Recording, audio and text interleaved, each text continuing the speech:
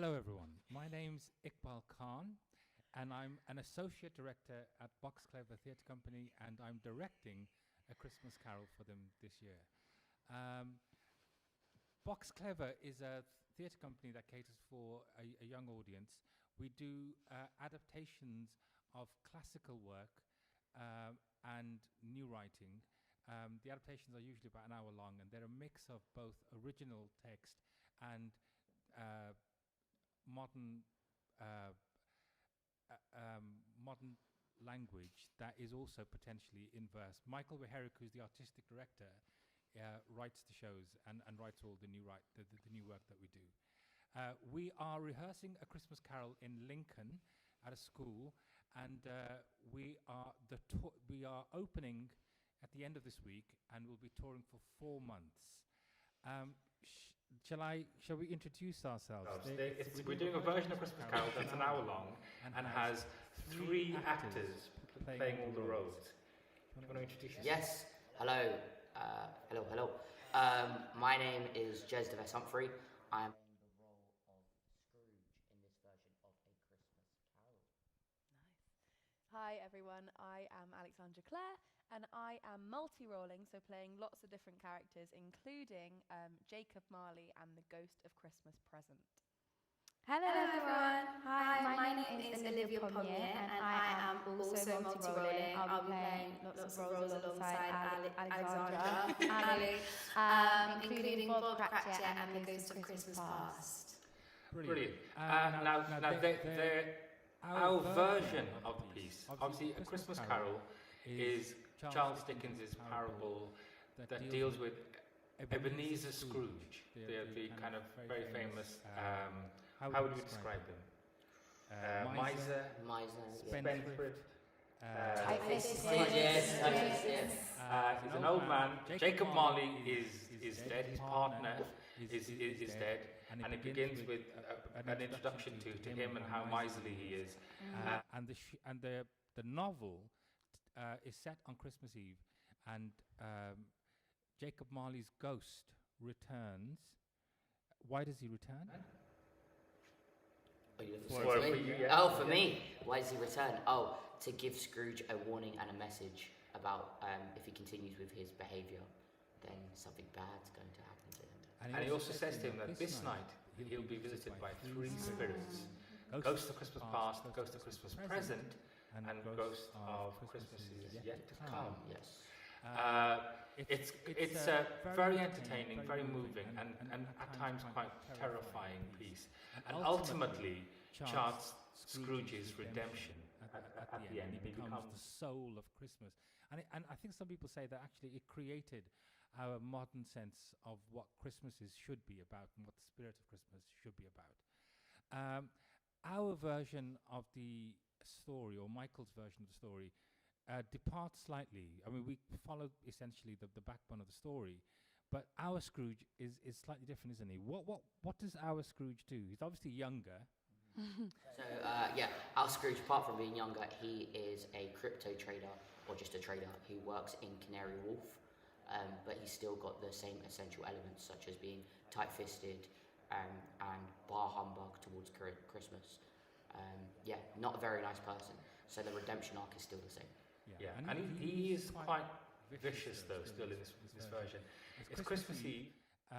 And we're going to show you 2 excerpts of our version of this piece. Obviously, it's in a rehearsal dynamic, so we won't have any sound to play or lights at this point, but there will be both. But we're going to, in our version of it, he encounters 2 buskers on Christmas Eve. And these buskers are slightly, well, I mean, they're lovely and they're very personable, but there's something to them that is surprising, that they are our kind of storytellers throughout the whole piece, and they transform into the various characters that he meets. So I think what we'll do is we'll start with an excerpt of the first encounter between the buskers and Scrooge, and then we'll jump and show you Scrooge getting back to his offices and his encounter with our Bob Cratchit. But we'll talk more about that before we show you that version, that excerpt. So shall we get ready and do that version? Yep. Thank you.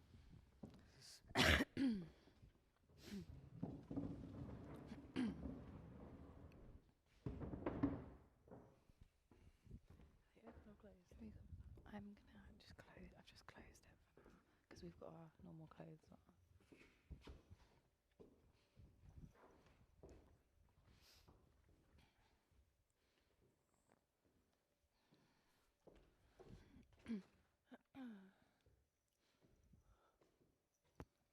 So as you can tell, this is an internal space.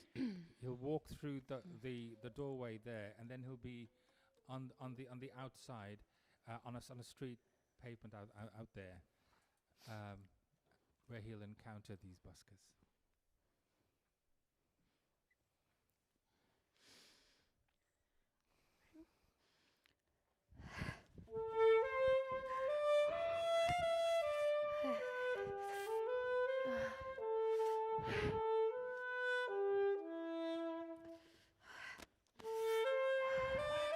Well, Merry Christmas to you, sir.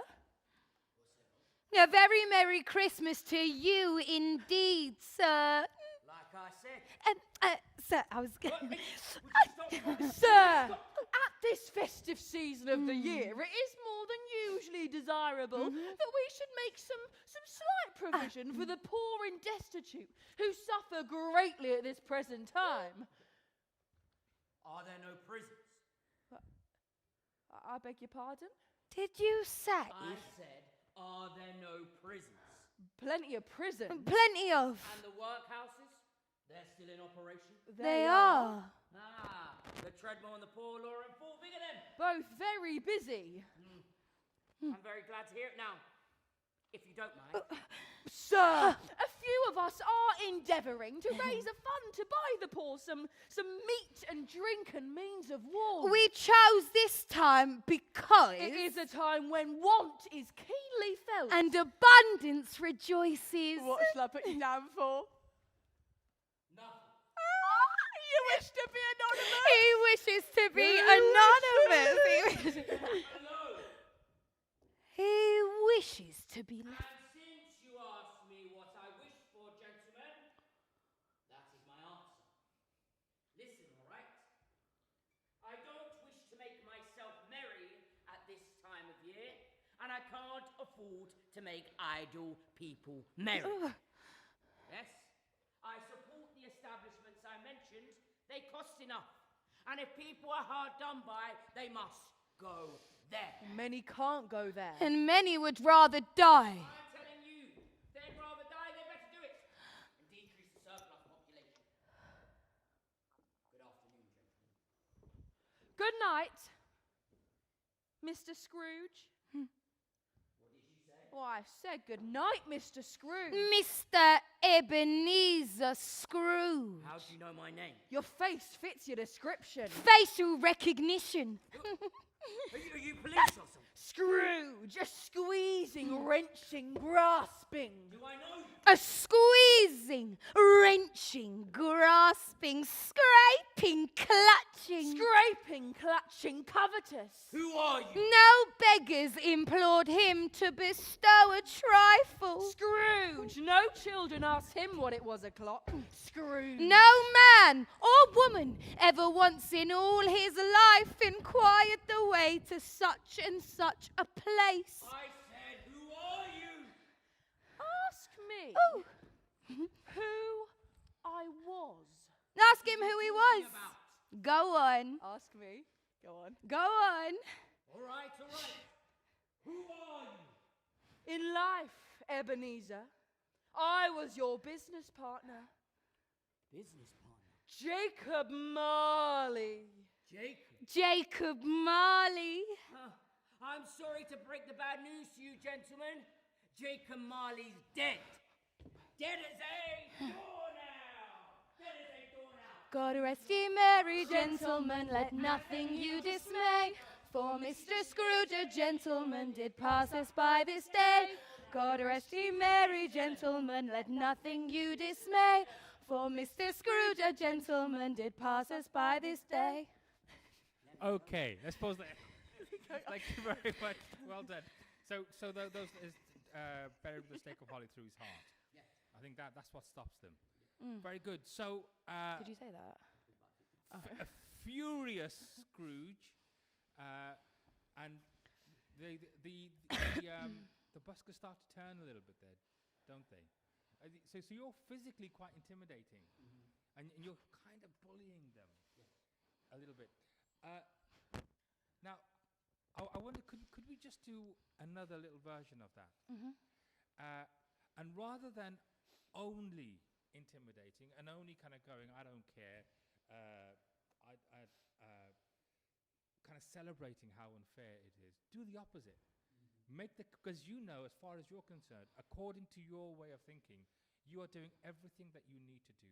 Nobody can pick you up on whether what you're doing is legal or illegal. It's legal, it's right. You probably give more money than anybody in that audience, because through your taxes you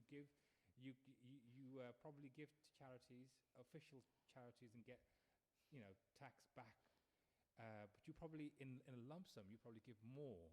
So I think this is someone who doesn't need to apologize for himself and what he does. The system's working. Why do I need to change it? The whole point is that you're making the point that actually you're not thinking about people individually. You're not thinking about society. You're just basically pushing it away. So I think so when you do decide to engage with them, really engage with them. Really kind of see whether they've got any answers. Okay? Shall we step back? Yes. To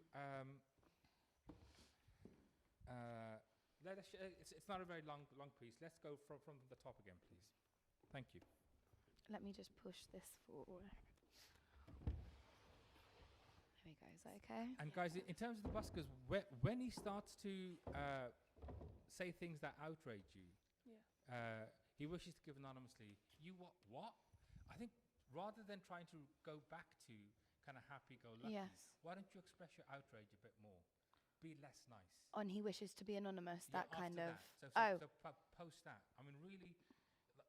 So if he's actually really kind of going, so what have you got to say to that? And you've got nothing to say technically to it, be more upset, but allow, rather than kind of constantly playing... play the consequences, the bruises that he's inflicting on you a bit more. Okay. After he wishes to be anonymous. Cool. Thank you. Oh. The lamppost. That's not in, is it?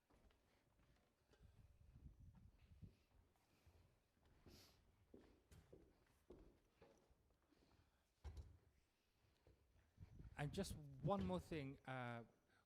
Whenever they're interrupting you or they're physically kind of messing you around, let yourself vocalize all of that stuff.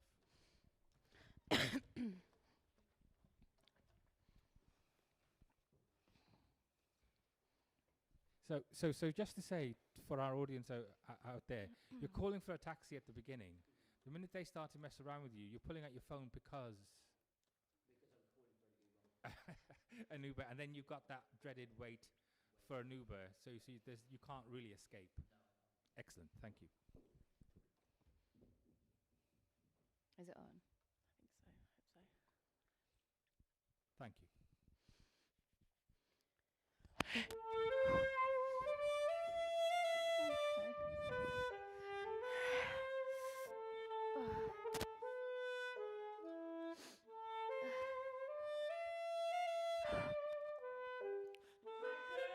Merry Christmas to you, sir. A very Merry Christmas to you indeed, sir. Like I said. Oh, actually, Sir, at this festive season of the year, it is more than usually desirable that we should make some slight provision for the poor and destitute who suffer greatly at this present time. Are there no prisons? I beg your pardon? did you say? I said, are there no prisons? Plenty of prisons. Plenty of. And the workhouses, they're still in operation, aren't they? They are. I'm very glad to hear it.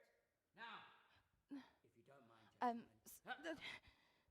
Sir, a few of of us are endeavouring to raise a fund to buy the poor some meat and drink and means of warmth. We chose this time because It is a time when want is keenly felt. and abundance rejoices. What shall I put you down for?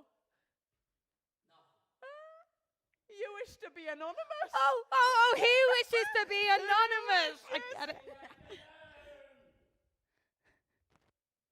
He wishes to be You ask me what I wish for, gentlemen. That is my answer. Listen, all right? I don't wish to make myself merry at this time of year, and I can't afford to make idle people merry. Yes. I support the establishments I mentioned. They cost enough.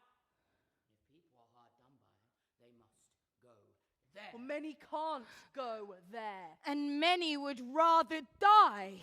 Well, let me tell you something. If they'd rather die, they better do it and decrease the surplus population. Good afternoon, gentlemen. Good night, Mr. Scrooge. What did you say? I said good night, Mr. Scrooge. Mr. Ebenezer Scrooge. How do you know my name? Your face fits your description. Facial recognition. You police or something? Scrooge, a squeezing, wrenching, grasping. Do I know? A squeezing, wrenching, grasping, scraping, clutching. Scraping, clutching, covetous. Who are you? No beggars implored him to bestow a trifle. Scrooge, no children asked him what it was o'clock. Scrooge. No man or woman ever once in all his life inquired the way to such and such a place. I said, who are you? Ask me who I was. What are you talking about? Ask him who he was. Go on. Ask me, go on. Go on. All right. In life, Ebenezer, I was your business partner, Business partner. Jacob Marley. Jacob Marley. I'm sorry to break the bad news to you, but Jacob's dead. Dead as a doornail. Dead as a doornail. You lot are on it. God rest ye merry gentlemen, let nothing you dismay. For Mr. Scrooge a gentleman did pass us by this day. God rest ye merry gentlemen, let nothing you dismay. For Mr. Scrooge a gentleman did pass us by this day. Nice. Yes, Not really into Christmas, are you, Ebenezer? you could say that. No last-minute shopping? No. Better could steal my time. No feasting it up with your friends?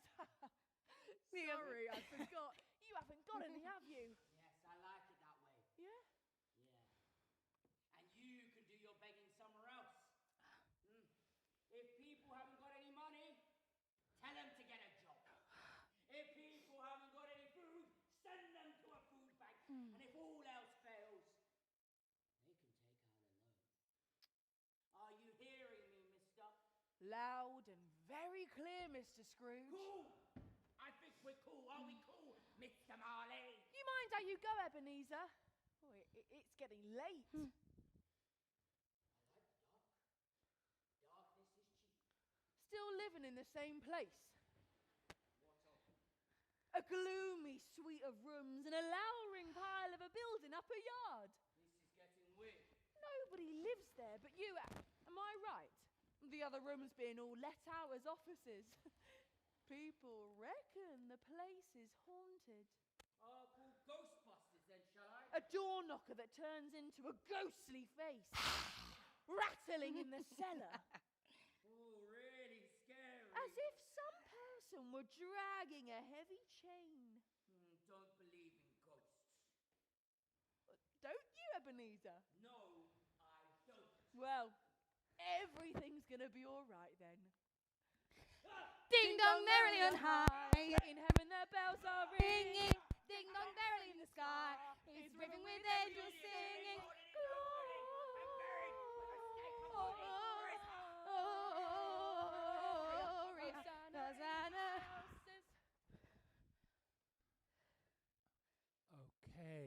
Well done. Well done. Okay, good, good. Quite savage, very savage version of our Scrooge there. Brilliant. Right. So they've properly got under his skin there, haven't they? Which is the beginning. Is they just? I mean, Dickens begins his story by reinforcing a number of times, maybe on the first couple of pages, that Marley is dead. Marley is dead. Marley is dead. Marley is dead. Let's agree that Marley is dead.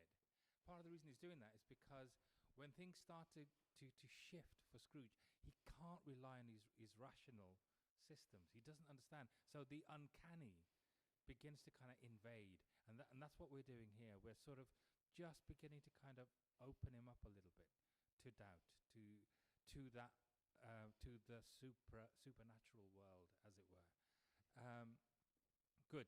So let's now leap forward. Well, not leaping forward. It's the next scene in our version of this, which is after this, obviously disturbed, very very annoyed by being harangued in the way that he has been. He heads home, and in our version, what does Bob Cratchit do? What is Bob Cratchit in our version? In our version of Christmas Carol, Bob Cratchit is Scrooge's cleaner, essentially. Scrooge's house, looks after the house, kind of does everything for him. Cleaner, makes his food. Yeah. Yeah. And this is Christmas Eve. So let's get a sense from this version about the dynamics between the two, what kind of employer our Scrooge is, and what it is that Bob wants this night in particular, Christmas Eve. Okay, great. Okay. So we've just had that scene. Scrooge now heads home. Give me one second, Jez. Oh, sorry. Yeah, Thank you. yeah. We'll just allow our Bob Cratchit to get in his gear. Is it cold, Scrooge? Is that helping you? Is that helping lighten your mood, or is it making it worse? Yeah, yeah. And just remember, when you get to your door, you might have a little moment.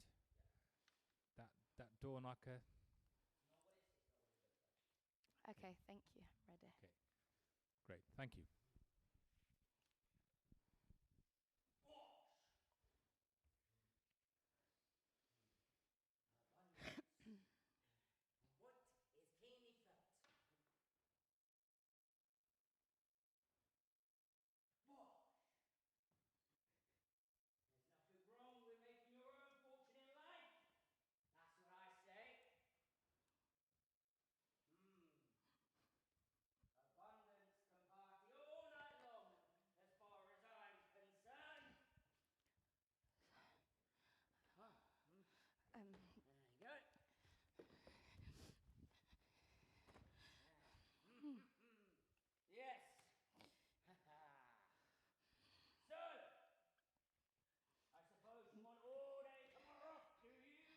If quite convenient, sir. Not convenient, Bob. Not convenient at all. What's that for dinner?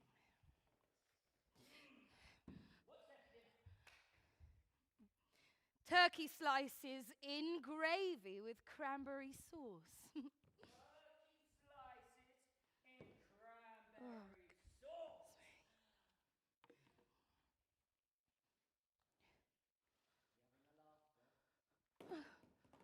Oh, sorry, sir. I thought, as it was Christmas and Aldi, they had this say. No, sir. No, sir. It's only once a year, sir. What is? Christmas. It's only once. A poor excuse for picking a man's pocket every 25th of December. Sir.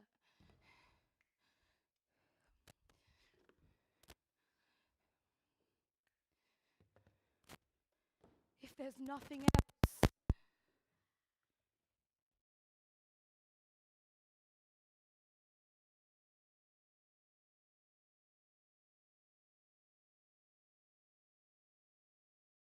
You, sir. Not quite minimum wage, but more than you would get back home, isn't that so, Bob? Yes, sir, but Of course! If you don't want to work here, there's plenty of legal and documented who do. Thank you, sir. Thank you very much, sir.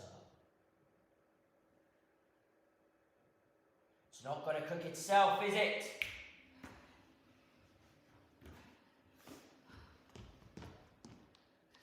What?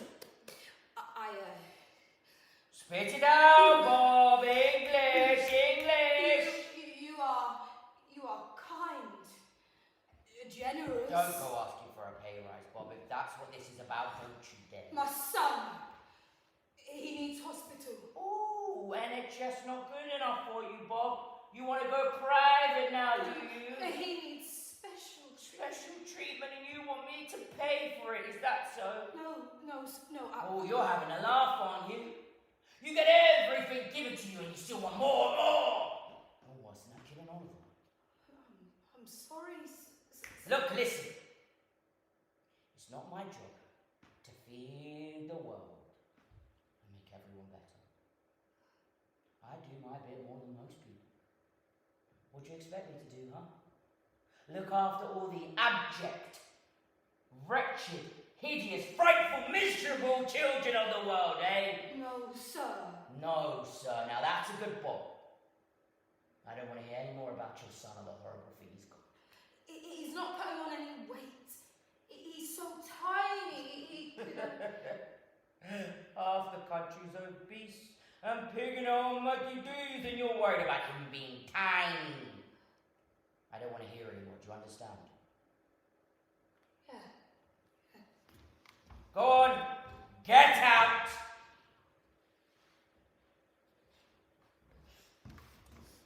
Thank you. Be here all the earlier the next morning, Bob.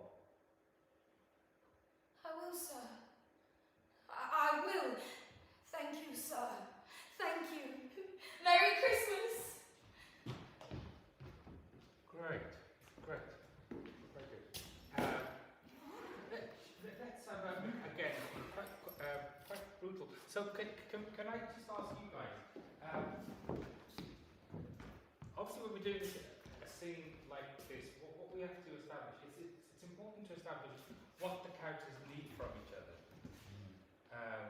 Yes, they've got their routines and he works for him and he's got to clean up after him, etc.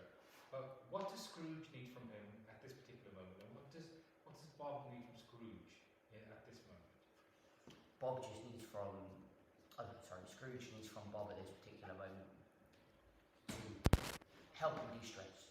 Just do his job, put his things away, and not allow him to think about things. But also, he's used as a punching bag to release the stress that he's just been through. Yeah. And it's one of those things where if he didn't do as well as he wanted to do out there with the buskers, he can maybe have a bit more fun with Bob here, because Bob can't answer back. Yeah. So what I'd say is, particularly at the beginning of that, you were very brutal with Bob. I think you could enjoy, leaving the clothes for Bob rather than kind of that physical aggression. His wit, his humour, he might find it very funny. Yeah. That he's in control here. Things happen, and the world works to his rhythm here. Yes. So actually, you could enjoy all of that. I think make it clear to us when you come in at the beginning, when you're taking your scarf off, that he isn't there to take it off you, and then there's an opportunity there for you to really have some fun at his expense, but also to make the points that you didn't get to make out there in the way that you want to. That's very good.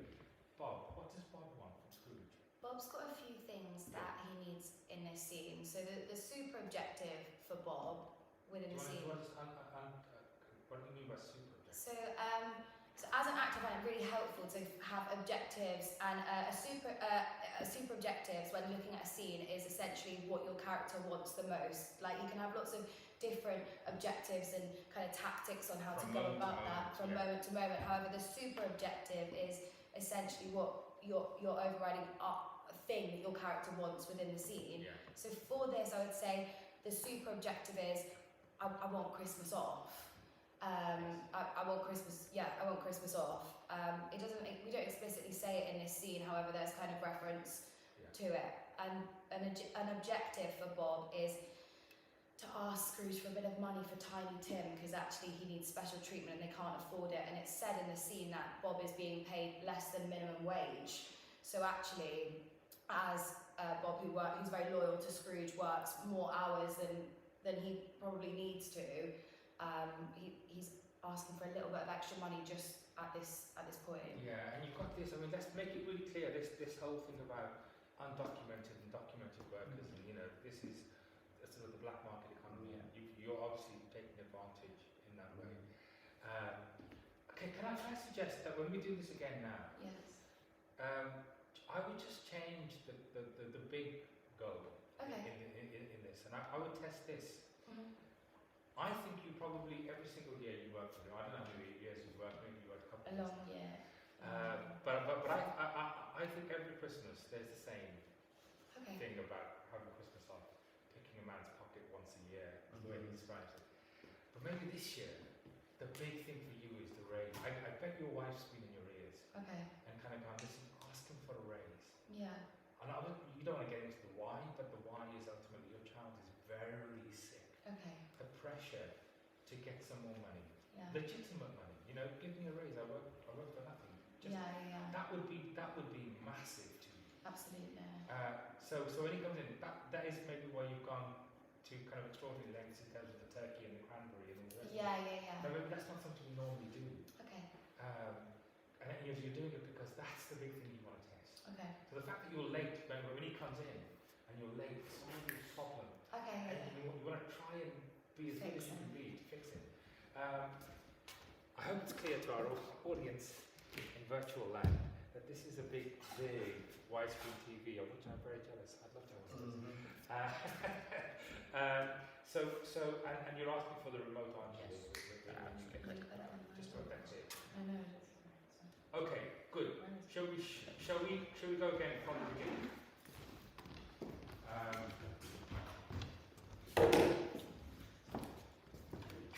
Oh yes, sorry. There's a lot of layers, wasn't there? Yeah, there were, and I think really enjoyed taking it off. I mean that kind of that idea of the Scrooge being like an exercise fanatic. This kind of what is that's the kind of what sort of qualities are you trying to explore there with Scrooge? With this kind of This idea of like, adrenaline. It started really because of like influence. Well, I can't even say the word. Influencers. Yeah. And that kind of culture, and this idea of always trying to be the best. But in this moment, I suppose the press-ups represent the idea of him trying to calm himself down. But as it calms himself down, it also gets him pumped to deal with Bob. Yeah. Great. Okay, that's lovely. It doesn't actually. It's not quite. Yeah, Right. You don't know his go? yeah, I might as well just do it. Did you put a button? You didn't take the buttons off. I don't know how you did that. Just ripped it off in your fury.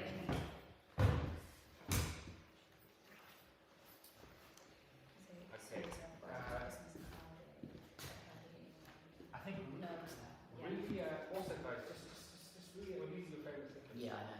So I love the fact that this sort of contradicts this Man of Steel. Yeah. They're very sweet. And let's enjoy. Kidding, because he'll like that, yeah. Yeah, exactly. Right, gosh, it would be really useful to have a bomb to actually help you best, isn't it? Yeah. But in I'm real not life, there, you don't have one of unfortunately. those. No.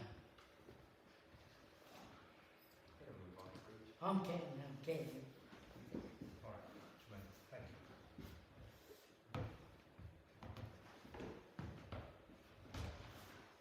We may as well just leave the phone on the Yeah. door screen. The doors right now.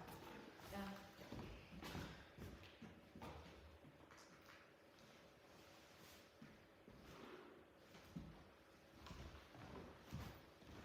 Okay, so I think Scrooge thinks he's the funniest man in the world. So when he makes these really kind of caustic remarks about your what did he say about Oliver? You're worse than that kid in Oliver. You're worse than that kid. I mean, I bet he thinks he's extraordinary. Mm-hmm. Really witty, really sharp brain, and he has a very sharp brain. So yes, you can flex your muscle, but actually, there's He's also got a really sharp mind. Thank you. Bush! Abundance rejoicing and want is keenly felt.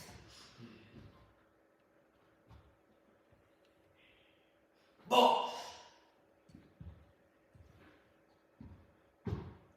Nothing wrong with making your own fortune in life. That's what I say. Abundance can party all night long. As far as I'm concerned.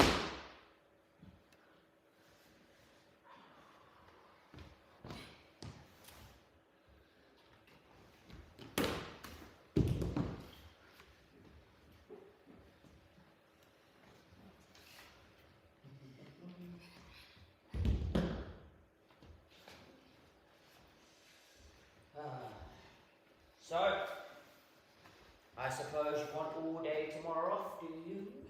If by convenient, sir. Not convenient, Bob. Not convenient at all. So, what's there to eat?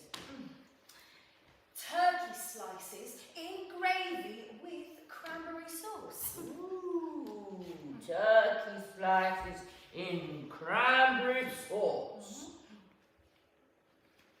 You having a laugh, Bob? Sorry, I thought as it was Christmas and Aldi, they had Boiling in here. You had the heating on all day. No, sir. I'm not made of money. No, sir. It's only once a year, sir. What? Well, Christmas. It's only once. Poor excuse for picking a man's pockets every 25th of December.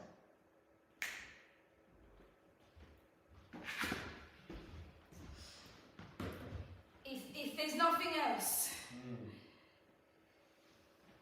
You like it here, don't you, Bob? Yes, sir.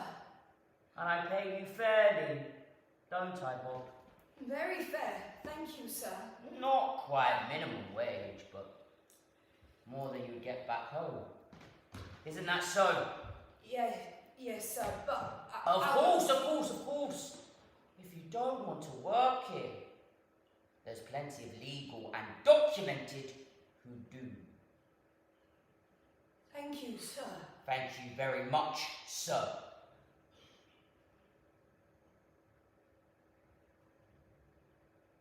It's not going to cook itself, is it?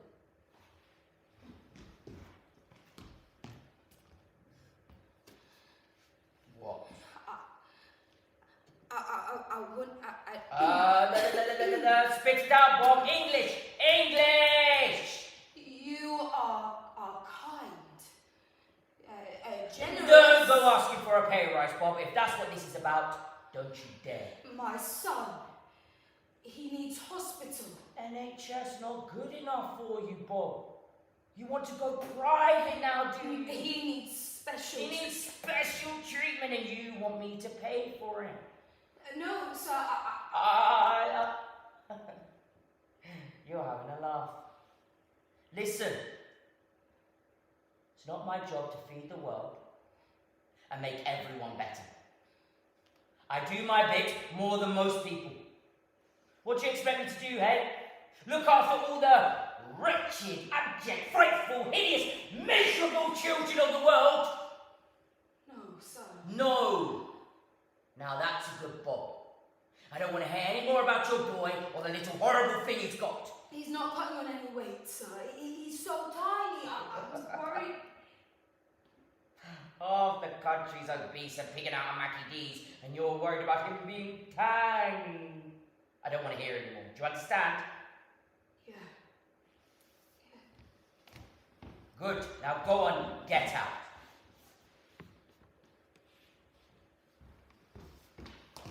Thank you. And go and get your kid a Big Mac or something. Yeah, Merry Christmas. And Bob, be here all the earlier the next morning. Oh, sir, I will. Thank you, sir. Thank you. Merry Christmas. Great. I heard a lot more of the story there, actually. I heard a lot more of the argument there. Well done. And it's ultimately a really crushing moment, isn't it?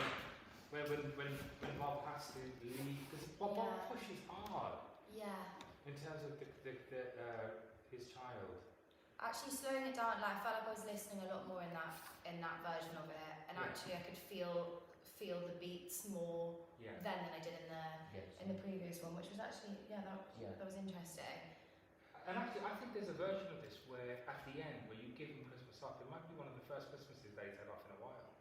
Like that, you might actually genuinely think in your head that you're doing him. Okay, so you're not going to raise his salary, but you're going to give him tomorrow off because of his kid. Yeah. Do you know what I mean? In his own mind, that might be a little bit of movement there. Yeah. That's great. Okay. Thank you very much. Shall we gather around and do some Q&As? We've had some questions from people out there, and I think let's maybe wrap up by just having a quick chat about them and giving our responses to them. All right. So the first one is, how do the actors manage playing lots of different roles? Ooh, great question. Yeah. So maybe that's for the actors that are managing all the different roles. I think for both of us, the most exciting and probably challenging bit as well is playing male presenting characters and ghosts. Yes. Both, which we are not. So I think that has been great because we can really work on the way we play with the words and the use of our voice and the physicality, the groundedness that, a very different physicality and voice to what we usually are, which has been exciting. Absolutely. I think that although that's the most fun, that's also, again, where you said most the challenge comes from. And I think also, actually, because of the amount of characters we're playing, for me, and I'm sure for you as well, it's super important to make those changes evident. I know that we've got costume changes and, we've got some voice effects for the ghosts, but actually, if all of that was stripped away, it's still really important for us to create those differences, so we're not just relying on, other stuff. As actors, that's what our job is, to make sure that everyone is different and has their own nuances and their own body languages and ways of talking. So that's been really fun to explore. And particularly when you don't have a lot of time with each one, they've got to be very clear headline differences, haven't they? Yeah, very straight away. As soon as we bring in that character, it's got to be, that's a different one to who they played before. Exactly. Great, thank you. Jez, I think this one's for you. What key characteristics are important for presenting Scrooge's character? Key characteristics, I would say, are, if I could say the word, articulation. Articulation, yes, that'd be a good start. Yeah, articulation. Really like the voice, getting the voice down. Just say a bit more about that. So what about the voice? Voice. So when I first started rehearsals, I would basically use my own voice. But I realised as the character goes through, because I'm not an older man, but that's such a key thing about what's in the book and in films and stuff, what we see on TV about Scrooge. There's this grumpy old, just down, something about putting down to the earth. So I felt like the voice needed to be low and thick and heavy. And as the story goes on, my voice eventually will become lighter and lighter and lighter, eventually almost like going back to this childhood.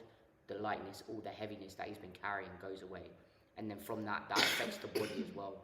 So like the shoulders become rounded, the body comes forward. Well, it's almost like, the stuff that I think you've been working on is creating like an armour. Yes. Like he's sort of armoured himself against the world, and it's really effective. And actually stripping that armour off, bit by bit, as sort of finding the light, is a big journey with him, isn't it? Yes. Yeah. Wonderful. That was very good. We've got quite a few here, which is why I'm zipping through a little bit.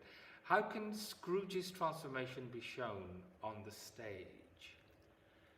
You can all answer this. Through, I think, one, being the actor, just through the again, the voice and the movement as you see it, the character slowly goes from low to high, and the voice changes. But also, I think you see him slowly change, especially in this version. Each scene, a little bit more and a little bit more, he changes, and it becomes lighter. I don't know if you guys. There's a coldness to him at the beginning, isn't there? Mm-hmm. And actually, what the ghosts do with him is they get him to both to empathise and they really explore his hidden traumas. So to begin to hear and to feel him opening up emotionally. Yes. And that warmth sort of flooding back in. I mean, he's the first episode, the Ghost of Christmas Past, takes him back to his school years. Do you want to say a bit about that, about what that reveals in terms of Scrooge? Yeah, the Ghost of Christmas Past takes Scrooge to his childhood, so first back to the deserted school where he is on a solitary child is left still. We then see Scrooge heading back to Fezziwigs for a party, and then after that we see the breakup between Belle and Scrooge, and that kind of heartbreak, that isolation that Scrooge experiences when he's younger. And she breaks up with him because he's sort of not seeing her anymore, that he's chosen his career over her. Now, in his head, he doesn't feel that, but she's trying to remind him of who he was or is. Yeah. And when Scrooge is sort of living these things again, the kind of desperate solitude of his school days and that heartbreak, he's buried all of these traumas and these experiences, and so to let them back in again takes him an enormous way forwards in terms of discovering his humanity. So I suppose it's those sorts of ways, and then later in the piece, particularly with the Ghost of Christmas Future, I mean, he's absolutely terrified by what a potential future might look like, and all of those things, those exercises in empathy and exercises in terror, really are ways to just loosen this man up, and so that he can see that he has a second chance at life, really.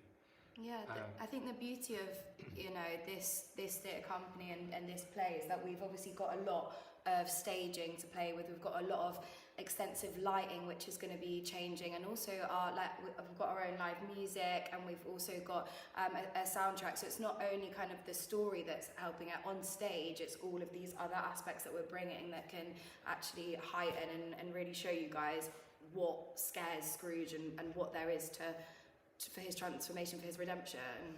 I suppose, related to what you've just said, but one of the questions here says, how does working with a more sparse set impact the performance? Sparse? Yeah. Well, it is. I mean, it's not realistic. We don't have walls and things, but... Yeah.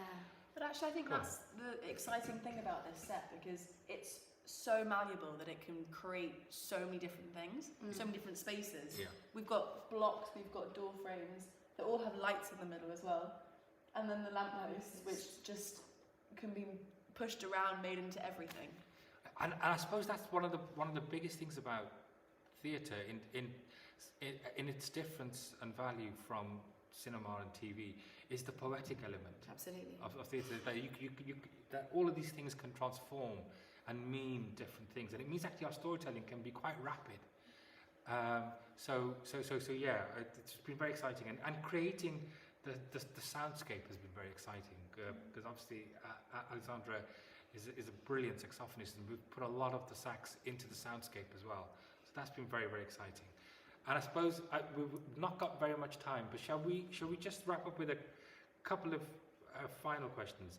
What key themes have we been focusing on in our production, and how have we been trying to convey them? Great question. I suppose inequality is a big one, but particularly in the world at the moment, where the cost of living crisis, we all feel the challenges of maintaining our lives, but the separation between those that seem to have a lot and those that are struggling, it feels like it's kind of never been wider. Absolutely. So it feels like that's a very, very important aspect of the piece that feels we need to speak to? Other things? Also redemption, I suppose. Cancel culture nowadays is massive, right? So Scrooge, we see a lot of people, whether it be influencers, celebrities, come from nothing, especially like on these reality TV shows now. They come from nothing, they get everything, and they, they forget not always, but often they forget where they've come from, and there's this, again, that divide, but it's sort of redemption is very much ever present now. We see people doing apology videos on YouTube and that all the time. So actually seeing people go from bad to good or good to bad, it's ever present now. And also the growth of that, people can change. Yeah. I think that's what the great thing about this play is. And ultimately the value of kindness. There's a great joy in acquiring, but there's perhaps a more profound joy in giving. So, and that's what Scrooge learns at the end of his life. Anything else, Jez? No, you summed it up perfectly. Thank you very much.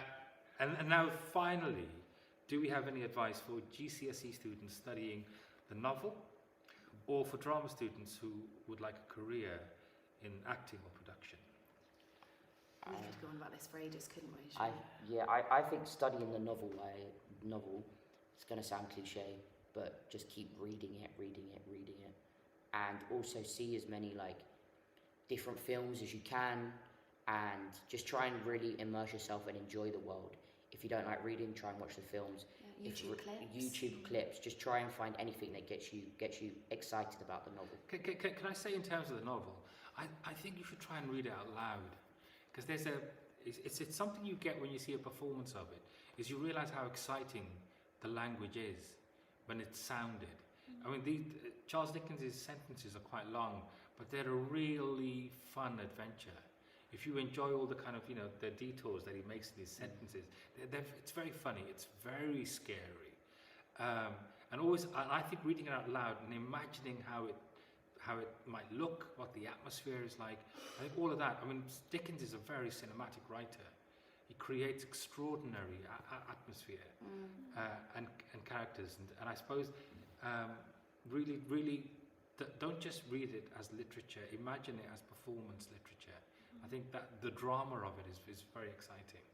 Kind of off that as well, something that I found when I was doing my GCSEs and A-levels was that if you find reading difficult, you can have the book out, but also, I hope this is good information, but you can also listen to the audiobook. So that if you don't like maybe saying it out loud or reading straight off the book, you can have that imagination and that voice in your head whilst you're reading. That's a brilliant idea. That's a great idea. Just really quickly, I know that GCSE students will have to be memorising quotes as well. I think for any kind of classical text, if there's any like you said, long sentences that you're struggling with understanding, actually by translating them into kind of your own dialect, how you speak now, is really helpful and will enable you to remember it, because otherwise it's so difficult to remember something you don't understand what it means. And recording yourself saying the quote and then listening to it, just before you go to bed, that extra 2 minutes you've got while you're brushing your teeth in the morning, just constantly listening, they will go in your head. It feels like an impossible task at the beginning, but they eventually, little and often, will go in there. And quick bit of advice for drama students? Go out and do as many youth theatres classes as you can. Involve yourself in that world, because acting is a marathon, not a sprint, and the more you can find yourself in that world and enjoying it, the longer your career will hopefully be. And it's not all just about acting. There's so many things with performing arts that you can take away. That's my piece. I'd say email people, be proactive, get in touch with people if you want to work with them. Don't rely on other people to do it. You go and do it, and you email them. Yeah, I'd say the same as Jez. Immerse yourself in as many youth theatres as possible. If there's not a lot of youth stuff going on around you, get involved in school stuff. Also, educate yourself. If you watch films or like reading plays, maybe look at characters that maybe you could play, so that are similar age to you, that are the same kind of vibe as you, and store all those characters. Because when I started drama school, I hadn't, and that was really tough. So if you start storing characters that you would love to play, and texts and films and stuff that you would like to be in, you're already 10 steps ahead. That's brilliant. And actually, there's not a skill that isn't useful. So Alexandra can play the sax. anything you can do. If there's a physical ability you have, there's dance that you enjoy, or gymnastics stuff, anything is useful. Spoken word, all of those muscles are tremendous, and more in theatre now. It's a multimedia kind of experience, multi-genre experience. So explore all of those things, enjoy all of those things. It's also not something you need to start young. No. You can start at any age, those Yeah. kind of things. And surprise yourself. There is no right and wrong in a performance. So long as you're committed, test. Or I think the greatest thing about rehearsal is it's not right or wrong. You commit an idea. You commit to an idea to failure. Do you know what I mean? And it's fine. It's fine. Everybody understands you. There's a safety net. There's compassion there, and audiences want you to do well. And if you're doing it for them rather than for yourself, it's the greatest joy that you can experience. I think that's it. Thank you very much for joining us. And as I say, we start this Friday, and then this wonderful company take the show around the UK for the next 4 months. Take care.